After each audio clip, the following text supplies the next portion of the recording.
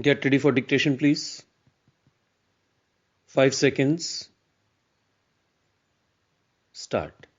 Sir, the disturbing feature and the distressing trend is the ownership of media houses is increasingly passing into the hands of corporate houses.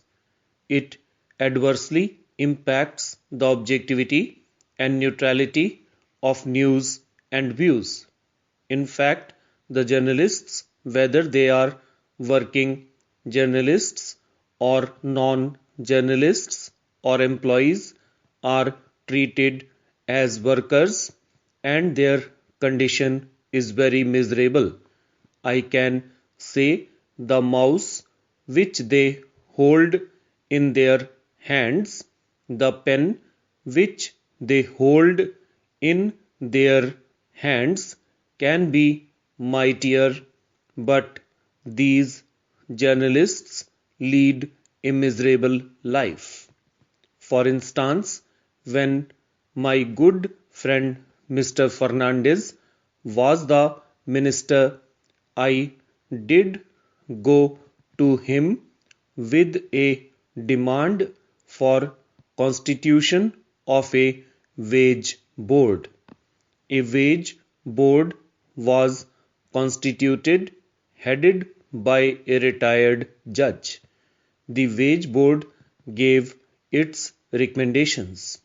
The Government of India notified the recommendations in November 2011. The Supreme Court issued orders in the month of February 2014 asking that these recommendations must be implemented by the print and electronic media managements. There are a few managements which implemented these recommendations, but they have done it very partially. Many managements do not implement these recommendations. The present government should take note of these recommendations. I think my good friend Mr. Javadekar will address this serious question. Journalists have to fight for their livelihood, for their job security, and fight for their rights. Non-journalist employees do fight for their rights. For instance, we have two major news agencies. One is the PTI and the other is the UNI. The UNI is in a very deep economic crisis. Journalists and employees do not get their salaries for months together. How are you going to address this issue? As a government, you need to come forward to help such an agency and protect the interests of journalists and non-journalist employees.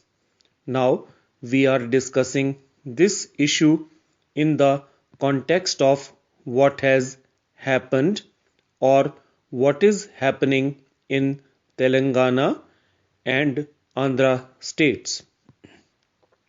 I do not want to add much after hearing our good friend Dr. Reddy, but issues will have to be sorted out. There are various ways to sort out these issues, whether it is the assembly or parliament. There is a way to tackle it. The House can take its own course of action. There is a legal course also. Despite all these things, we should not try to suppress the media or going in for censorship of the press or the TV. There, I think the Press Council of India has a role. The Press Council of India does not have teeth to bite and bring discipline.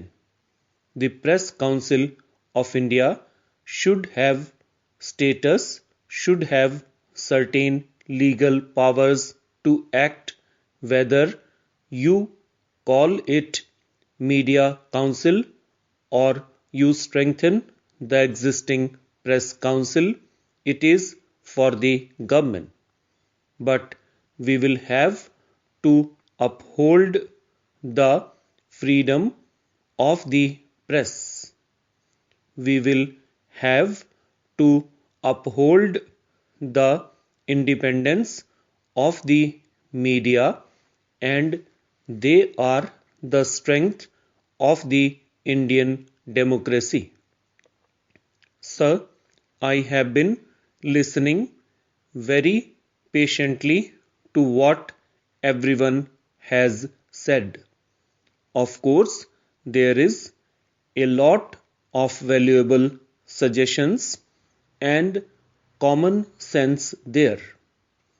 I want to specifically address certain issues concerning the state of Telangana.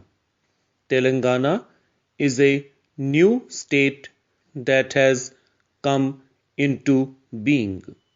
Here is a golden opportunity whereby we can evolve as a very responsible government and media which would collectively able to serve the purpose and end what Telangana tries to achieve.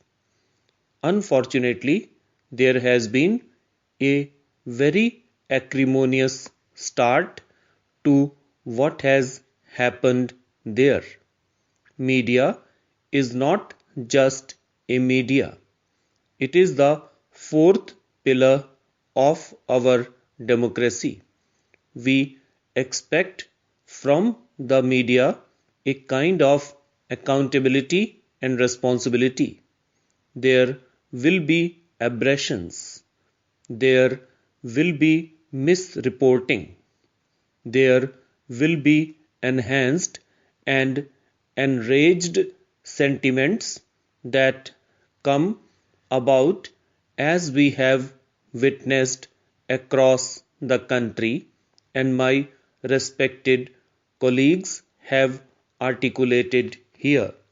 But does that mean that there are no courses on which we can do course corrections? Is it that we are so helpless that we cannot set things right? Are we saying that by that violation of the concerned media, we are in a righteous position whereby we will compound the injury by acting extra constitutionally? There are checks and balances which are inherent in our great democracy, whereby we correct ourselves and nudge each other in that direction of rightness. When that dissolves, there will be civil unrest. Today, this Parliament is going to be discussing amendments to juvenile justice laws. There is social media that comes about into that.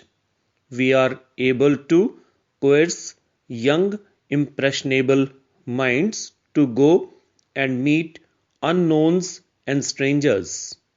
Sir, no multi-system operator can just arbitrarily take off air channels as has been done in Telangana. If the channels have been abusive or offensive, it is not acceptable to anyone. Anyone can, with any sense of rightness or decency, will not contribute to that. But there are corrective measures. There are methods by which we can set them on to the right path.